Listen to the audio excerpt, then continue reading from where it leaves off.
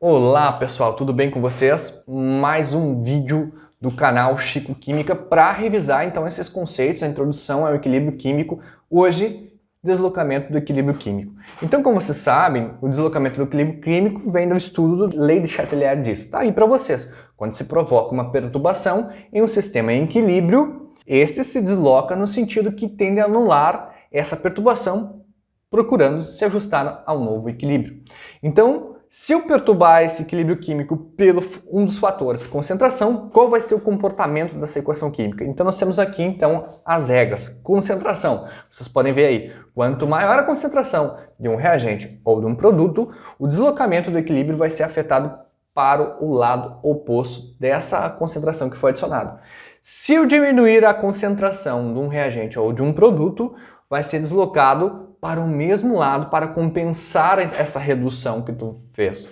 Então, se vocês verem aqui nesse exemplo que vocês estão acompanhando aí, na reação de formação do monóxido de carbono, se nós aumentarmos a concentração de CO2, do próprio dióxido de carbono, que está nos reagentes, o equilíbrio químico vai ter que ser deslocado, então, para ser consumido esse dióxido de carbono, formando mais monóxido de carbono, sentido oposto.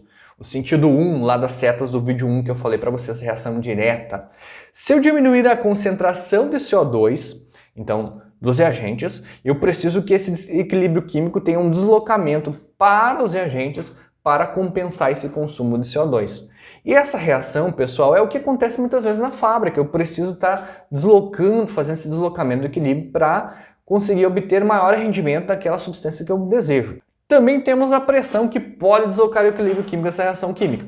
Cuidem que a pressão só é levada em consideração substâncias gasosas. Então eu coloquei só para gases. Cuida disso aí. Se tiver uma substância sólida, ela não vai ser contabilizado o seu volume para ver se interferiu a pressão nessa situação. Se aumentar a pressão desse sistema, o equilíbrio químico vai se deslocar para o lado de menor volume. A gente já vai ver como determina esse menor volume. Se eu diminuir a pressão, vai para o lado de maior volume. Só tu pensar na questão da seringa. Quando eu aperto a seringa, diminui o volume, aumenta a pressão. Quando eu aumento o êmbolo da seringa, eu aumento o volume e eu diminuo a pressão do sistema ali interno.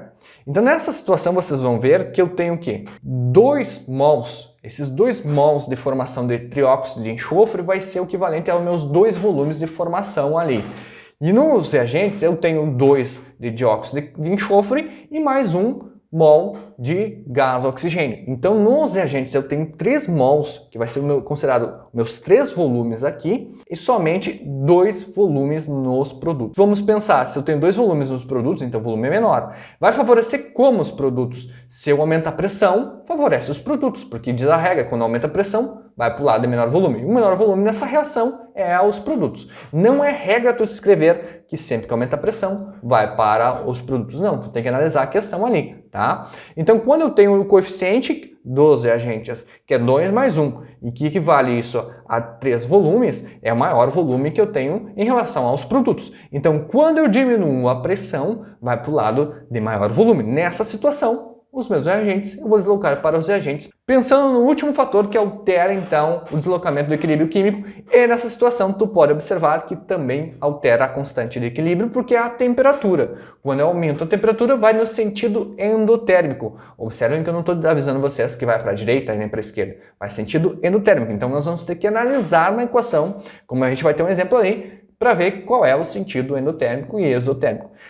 Se diminuir a temperatura, vai deslocar, vai favorecer o sentido exotérmico dessa tua equação. Então, na equação que nós temos ali, na formação ainda da amônia, nós temos a entalpia, que é igual a menos 22 quilocalorias.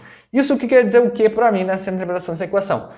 Quer dizer que a reação direta, no sentido de formação dos produtos, é exotérmico. Então, a reação endotérmica, que é o sentido inverso, tem que ser o sinal oposto que nós temos nessa entalpia aí. Então, se o sentido direto é negativo, o oposto é positivo e é endotérmico. Então, se eu quero favorecer os produtos, aumentar a formação dos produtos, o que eu vou fazer? Eu vou reduzir a temperatura, porque diz a regra, quando eu reduzo a temperatura, desloca no sentido exotérmico. Se eu quero agora produzir mais reagentes, o que eu vou fazer? Aumenta a temperatura, porque vai favorecer o equilíbrio químico, vai deslocar para os reagentes, Então, para estabelecer um novo equilíbrio, ele vai se deslocar para os reagentes, formando mais reagentes. Fechou, galera? Se cuidem, se gostou, inscreva no canal, curte o vídeo aí. Até a próxima. Tchau, tchau.